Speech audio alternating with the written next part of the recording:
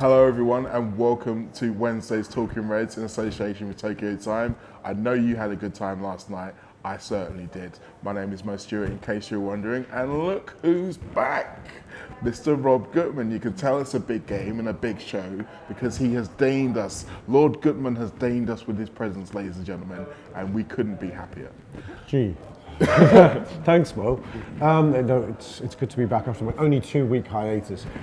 It felt like forever. I'm full of cold. And that's no disrespect to James and Josh, by the way. But it did Oh, feel they fill in for me, did they? Yes. I didn't watch, but I'm sure it was great. Yeah, well, I wasn't on it, was I, Mo? Anyway, we're wasting valuable minutes here. We're on a limited budget. There's bigger fish to fry than this. Yeah. Liverpool managed to do what they needed to do, and they've got a 1-0 win in the last game at home against Napoli, and we are now through to the knockout stages. We can think about European football after Christmas. And it was a bit tenser than it should have been. I mean, if you look at it, the scoreline may have said 1-0. It could easily have been 3 or 4, should easily have been 3 or 4. But at the same time, it was kind of a comfortable victory if you look at it though. I think it was less tense than it could have been. I genuinely do, and I know there's a lot of focus on the late save by Alisson, great save though it was. I thought we were going to face a much tougher game than that. I thought we were calm, controlled, we bided our time. We prepared to win that game 1-0. It was one of the permutations people were saying, well, they can win 1-0, but Liverpool don't win 1-0, forgetting that Liverpool don't concede goals, so Liverpool can win 1-0. Yes. And we did, we bided our time, we were patient, we were mature, we got our goal, and we made sure that the game never opened up for them. I think aside from the late chance, well, the one for Callahan and the chance, this one saved by Milito, is it? Who's the Milik. Milik, sorry, Yes. Milik. Okay, mad. Late save by Alisson from Milik. They didn't really have anything. We had a seasons full of chances. Sadio has a hat-trick of sitters he misses. He had one of those games, didn't he? Mo misses 2 absolute sitters quietly. And I think Milner and Van Dijk probably should score as well in certain situations. Liverpool could have run riot there. To focus on the Alisson save, I think which a lot of the media has, I think it's a little bit disingenuous, but I suppose it's all part of the narrative of the drama. But I think it's kind of being framed in as much as Alisson is an important person for us because look, he can do these things that we didn't do anymore.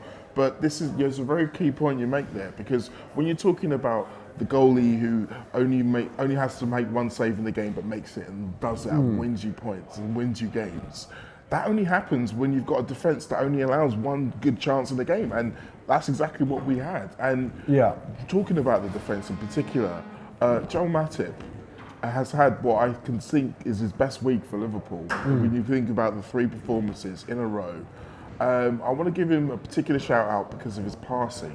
It seems to have come on leaps and bounds. It was always my biggest bugbear with him. And he must have put the work in, and he must be now thinking that this is my reward for putting that work in. Yeah, I mean, Matip's a strange player. I mean, he started his Liverpool career very well, and I think we all thought we'd bought a bit of a Rolls Royce. It then became very injury disrupting, and when he came back, he didn't look quite the same player. And I think all confidence, amongst the fan base in Matip has long since been eroded. And I don't think we should be quite as shocked as we are that he is actually a half-decent footballer. It's a bit sad and feels like fate is conspiring against him that he's picked up this injury in the light of it. Hopefully it's nothing serious. Because on his current form, and I wouldn't have said this 10 days ago, if Van Dijk needs a partner who isn't Joe Gomez, I would pick Matip ahead of Lovren, just right now. And the form he's playing, you have to make that decision, definitely. I think it's important to say we don't know for sure exactly the extent of Joel's injury. The fact that he's been sent to hospital for scans because of the nature of his injury is kind of standard, so that in itself doesn't say anything. Yeah. I'd like to think, though, you're right, that Jurgen's saying to him, look, just give me one more performance and then I'll let you rest and bring Lovren in. We're thinking of Sunday in particular. Yeah, that's true. I mean, there is a rotational aspect. But then again, with centre-halves, they don't need as much resting once you play them into rhythm. I think if Joel had seen that game out, I think he would have played against Man U. I do too, and I think he'd have deserved it as well. Yeah. Someone else who deserves a bit of praise, or people who deserve a bit of praise, is the much vaunted midfield 3 of Gini, Henderson and Milner. Now, there's been plenty of times this season where people have said that we're beyond that now, they don't have enough creativity, they don't have enough drive going forward, and yet, in crunch situations, again and again, Klopp has proved that they're his most trusted trio, and more often than not, they have shown us why.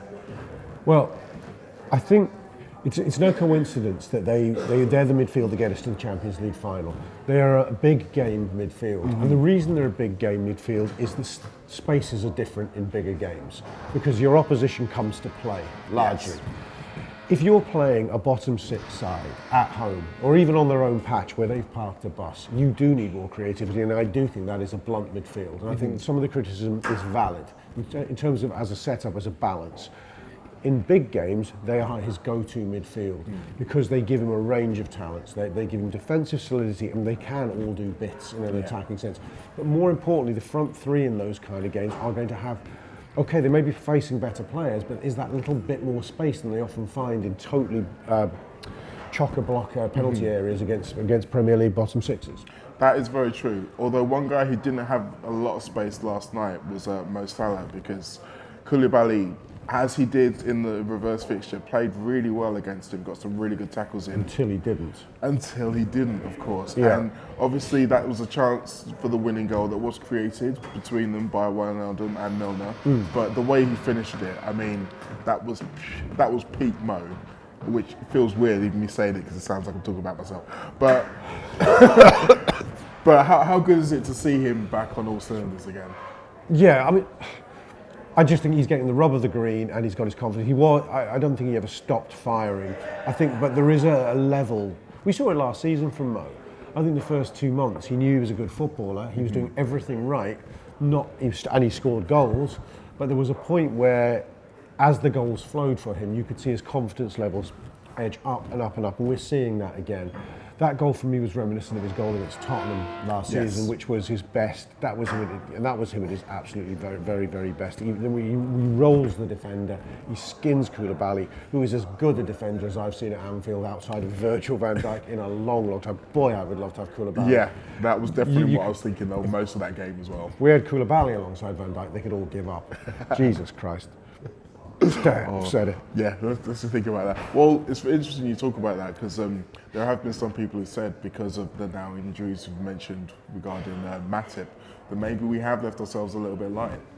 But do you see maybe? I mean, obviously we've got. There's a lot of people who can play. You know, you can't legislate for everything. We've got to play alongside Virgil. We've got Matip, Lovren, and Gomez. That's 3 lads to cover it. Gomez isn't out forever. No. Lovren is a bit injury prone, but he's back, and hopefully Matip's one isn't too long. Who's the next one? Is it Nat Phillips? Nat Phillips. Yeah. I mean, there's talk that Fabinho may even be ahead of him in the queue as well. Yeah. Talking about an option, but I mean that's probably going to be game dependent as well. But yeah, I think we're going to be pretty unlucky if we have to get that far down our centre-half pecking order, and I don't think there's a case for going to, unless we're going to sell one of Matip or Lovren, I don't think there's a case for going into the transfer market for a centre-half. I agree. One last thing I want to mention about last night's match, we have touched on it a little bit earlier, but Sadio Mane had one of his Sadio games, and it was strange because as he was going through on goal, one-on-one late in the game, I genuinely didn't think he was going to score, and that felt a bit weird for me to think. But I think at the same time, he just has those kind of games. I don't think that that's going to be any kind of indicator to the next game. I would put my house on him scoring against Man United on Sunday. Yeah, he's a fantastic player and he played fantastically well. And he does, almost in that sort of exuberance he has, that determination, that pace is I think almost at times his mind races ahead of him.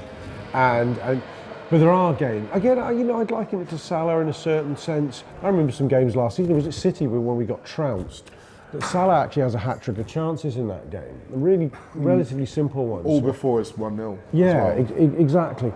So I think Sadio needs a few breaks in front of goal again, and I think he can start scoring for fun. But I mean, to get in, if actually the first one he misses, which is when the ball's squared to him, it's actually played behind him, so he actually does really well to make any kind of good contact on it. And it looks as if it isn't really.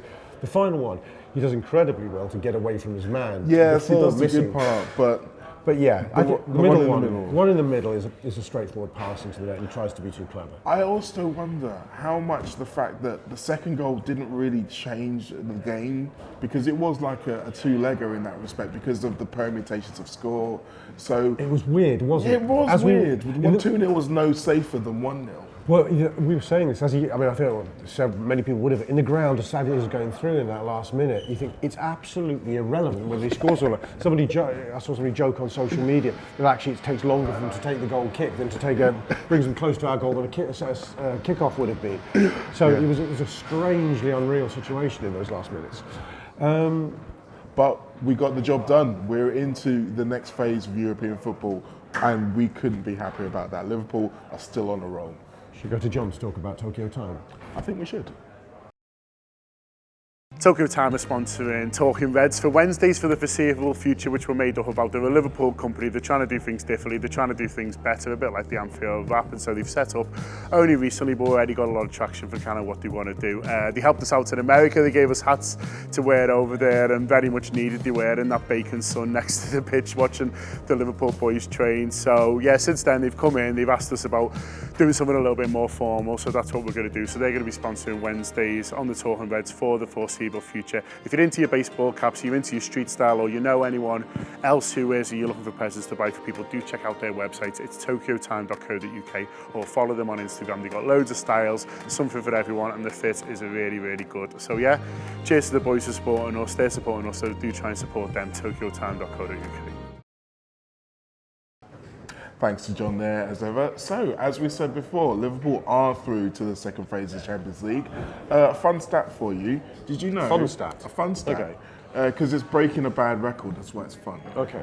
I didn't realise this until yesterday, but that was the first time that we've got through to the group stages where we haven't had to qualify to get into the group stages. All the other times we've automatically qualified, we've gone out in the group. So, after the last three big title charges, so 02-03, 09-010, 09-10, sorry, and then 14-15, out in the group all three times. This is the first time we haven't had to do that early bit, and we've still gone through. How mad is that? It is mad, but it's just coincidence and meaningless, because you can't be less likely to prevail just because you didn't have to qualify. No, but what I'm saying is that in those previous three times, it was the season after we'd had our best run in ages. Oh yeah. And then we came down. Whereas this time, we fell off. We were falling off cliffs everywhere. It was absolutely true. One season of greatness and then back to the league. You're absolutely Whereas right. now it's more about levelness. See? Yeah, no. Yeah, sorry, I apologise, Mark. I got you all wrong. But we are top of the league, though. Yeah. So it would have been a bit harsh to go, look, Liverpool have fallen off a cliff again whilst being top of the league. It's more about the progression. I take your point, but I do think psychologically, having got to the top of the league, having battled to get there all season, whether we stay there or not, it feels like something of an achievement thus far. To have gone out of the Champions League this week, and I think we were, as supporter base, mentally prepared to do so, because you only had to look at the odds and be ridiculously arrogant to think we were ever going into that game feeling safe. Napoli are a very good team. They're a very good team. I mean, they've got similar amount of points to us in Serie A. They're doing really, really well. So I think we were preparing for life without it, but I think it gives us, and I don't think confidence would have been hit because we've just gone top of the league. I think we'd have been okay. Mm-hmm. But I think our confidence goes through the roof now. Yes. I think we are ready for Man United. Absolutely. Jose's ways of building walls we never saw.